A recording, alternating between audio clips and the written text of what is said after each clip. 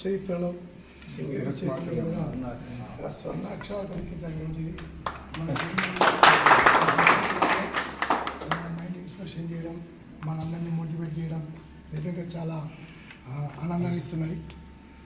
Sir ఏ విధంగానైతే ఎక్దమ్ active dynamic ఉంటారో అదేవిధంగా మీరందరూ డైనమిక్గా ఉండి ఈ గడికి నిర్దేశించిన లక్ష్యాన్ని సేఫ్టీతో సాధించడంలో అందరూ సఫలీకృతులు కావాలని మనస్ఫూర్తిగా నేను భగవంతుని ప్రార్థిస్తూ ఉన్నాను.